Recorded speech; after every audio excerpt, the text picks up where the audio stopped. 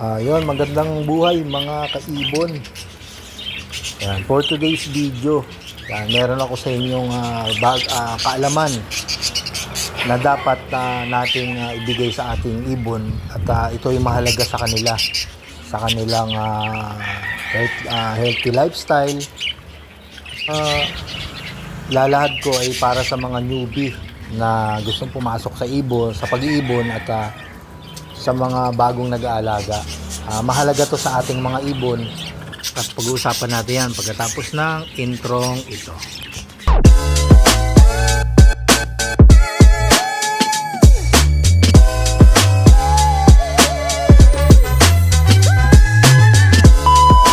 Welcome back mga kaibon. Yan, for today's video, yan, pag-usapan nga natin yung bagay na dapat natin ibigay sa ating mga ibon. Yan.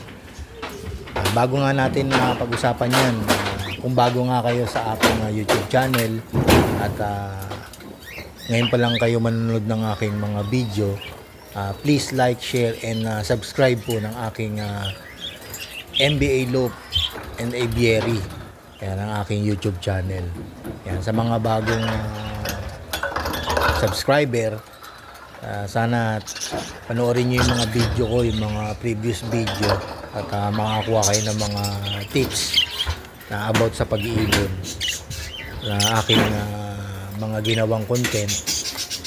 Doon yung malalaman kung ano nga yung mga bagay-bagay na pwedeng nating gawin sa pag-aalaga ng ibon.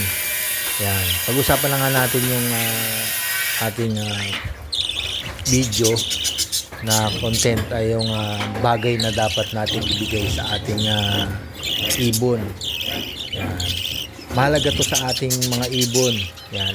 Yun nga ang calcium. Yan. Ang calcium ay isa sa mga importanteng mineral na kailangan natin ibigay sa ating mga ibon sa panahon ng like ng pagbe-breeding. Yan. Pag mag-breed tayo, talagang mahalaga sa ating ibon yan. Yung pagbibigay natin ng calcium. Bakit ko nga sinabing mahalaga sa kanila? Siyempre, naandyan yung sa tuloy-tuloy na aktibidad ng ating mga ibon na kailangan nila ng karagdagang pagkukunan ng calcium. Yan. Ang kakulangan ng calcium ay pinagmumulan ng mga sakit. Siyempre, andyan yung mga medyo mahina yung kanilang mga inakay. At kung mag-iitlog nga ay yung mga eggshell ay malalambot, bali mabilis mag-crack. Yan, siyempre kalimitan yan pagka nadadagal na ng mga magulang. Ang tendency niyan, pag kulang sa calcium, yung itlog nila, yung shell ay malambot, mabilis mapisa. Yan. Siyempre nandyan din yung rurupok yung mga buto ng ating mga ibon pag kulang talaga sa calcium. Yan. At pwede rin maging ang paralyze yung ating mga ibon. Yan. Kaya kung bakit ko nga sinabi na mahalaga nga sa ating mga ibon ang calcium. So, siyempre nandyan yung mga yung mga benefits na dapat makuha ng ibon. Yan, sa ating ibibigay na calcium. Yan, siyempre nandyan yung number one, yung pampatibay nga ng buto, yung pagbibigay ng calcium. Siyempre pagka lalo na sa breeding, siyempre kailangan ng magulang yan, lalo na yung babae kasi siya nga yung talagang nagpo-produce ng itlog at siya rin yung naglilimlim. Siyempre pagka kulang sa calcium itong hen ay hindi niya malilimliman ng maayos yung kanyang itlog at pwede itong hindi mafertile at hindi mapisa. Yan. Kailangan talaga ng source of calcium kasi nandyan kumukuha ng lakas yung ating mga ibon. At ang calcium ay nagpapaano yan pag may mga sakit, siyempre lalo na pag may mga sugat yung ating mga ibon, mabilis niyang mapapagaling yung kanilang sugat kasi nga dahil nga yan sa calcium. At mapisa man yung kanilang itlog, 100% na mapipirtil nga yung kanilang mga inakay, ang kanilang itlog. At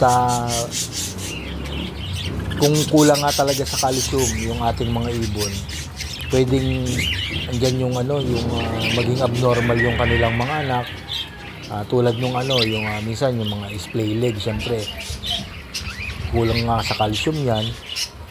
Pwedeng lumambot nga yung buto at biglang mag-splay leg, yung hindi siya tumuwid, na parang nakabukaka yung kanilang mga paa, kasi nga kulang nga sa calcium yung kanilang doon pa lang kasi yan sa sa pag-uumpisa ng pagme-mate ng magpares. Kailangan nagbibigay ka na ng calcium sa kanila para doon pa lang sa unang pag-breed nila, nakaka-absorb na ng calcium itong hen, at sa pag nabuo na nga yung itlog, maging matigas nga yung eggshell, at yung magiging inakay ay malusog at matigas yung mga buto. Yun. Kaya talagang sobrang halaga nga niyang calcium na yan na dapat natin talagang ibigay sa ating ibon. Yan, dito sa aking ibunan, yan, lagi talaga ako nagbibigay ng calcium. Lalo na sa mga yung kahit na hindi siya mga breeder. Doon sa light cage ko, nilalagyan ko yan. Yan, ang binibigay ko palang calcium niyan, yung may nabibili naman sa pet shop, yung mineral block or yung cattle bone. Yan, pwede naman bilhin nyo kung anong gusto nyo. Sa akin kasi ang more on mineral blocks talaga. At medyo mura kaysa sa cattle bone. Yun nga, lagi ko ang binibigay, kaya talagang yung mga yun, lalong-lalo sa mga pakpak nila, makikinis yan, at hindi siya naghihimul-mul, kasi may mga tutuklap-tuklap yung kanilang mga pakpak. Yan, tsaka ang calcium may maganda nga yan. Kasi nga pag nagkukot-kot nga sila, hindi sila makaisip na magkalbo. Yun yung kinukot-kot nila, yung calcium. Gaya nga sabi ko kanina, mga kaibon, na importante nga talaga ang pagbibigay ng calcium sa ating mga alagang ibon. Yan, lalong-lalo na sa mga hen. During breeding nila. Yan, para makaiwas sa sinasabing calcium deficiency. Yan. Yung calcium deficiency isa yan sa mga dahilan kung bakit nga namamatay during breeding ang ating mga hen, habang pagkatapos ng pangingitlog nila. Yan, ang cause niyan ay pagkakulang nga sa yung sinasabing calcium deficiency. Ngayon, gaya nga ng sabi ko, malambot nga yung itlog nila, yung nilalabas na itlog, yung eggshell, malambot. At dyan yung pwedeng maging egg binding. Yan, yung egg binding na yan ay yung hindi makalabas yung itlog sa kanilang puwetan, at pwede rin mabasag to sa loob ng kanilang puwetan ng hen, at mamatay nga yung nanay. Kasi nga yung sinasabi na kung pagkulang nga sa calcium, magiging malambot nga yung mga shell nila. Yun ang dapat nating tandaan, na talagang dapat hindi siya makukulangan ng calcium, lalong-lalo na sa mga hen. Yan, kasi sila nga yung nagpo-produce ng itlog na para makapagpalabas nga ng mga inakay. Yan, yun ang mga mahalaga talaga na dapat na ibigay talaga yung calcium na yan.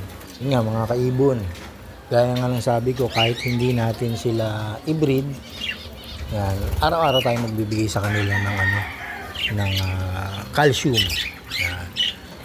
Yan, panlaban kasi nila yan sa mga sakit, saka pampatibay ng kanilang mga buto.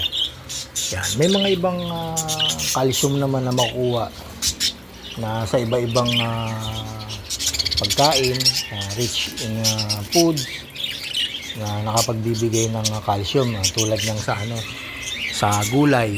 Yan. rich in ano yan, food ng calcium na pagmumulan, yung pechay at yung malunggay. May calcium yan, yung dalawang gulay na yan. Tapos meron din siyang pwede rin natin magbigay ng ng eggshell, yung mga balat ng ng itlog. Yan, dudurugin lang natin yan. Tapos yung oyster shell. Yan. Tsaka mga dried fruits. Yan, pwede natin ibigay sa kanila. Yan, may source of calcium yan. Tapos yung sa mga beans naman, pwede natin silang bigyan ng chickpeas, black beans, tsaka soybeans. Pero hindi natin ibibigay yan ng raw na yung ididirekta. Kailangan lutuin yan kasi nga toxic sa kanila yan pag yung ibibigay natin yung hindi luto. Kailangan lutuin natin yan lahat malambot bago natin ibigay yung chickpeas, black beans, tsaka soybeans. Yan. Tapos syempre hindi lang calcium ang dapat mabigay natin sa kanila. Syempre kailangan din nila ng vitamin D3. Yan. Para talagang yung source of calcium na makukuha nila ay solido, na kailangan may vitamin D3. Bali ang makukuha yun sa sikat ng araw. Yan, kailangan din natin masikatan sila ng araw, pero hindi sinasabi na na direct sunlight. Kailangan sikat lang ng araw. Kumbaga yung mga bata nga, di ba, yung mga sanggol nakapapanganak, pinasisikatan natin ng ng araw na kahit saglit para yung calcium nga makapasok, yung init na sinasabing vitamin D3. Yan, hanggang dito na lang mga kaibon. Sana meron kayong konting nagtunan sa aking sinabi, at salamat sa inyong panonood, at pa-share na lang po ng aking mga video, share, like, and subscribe ng aking YouTube channel, ang NBA Lope in Aviary. Yan, hanggang dito lang po. Maraming salamat sa inyong panonood mga kaibon.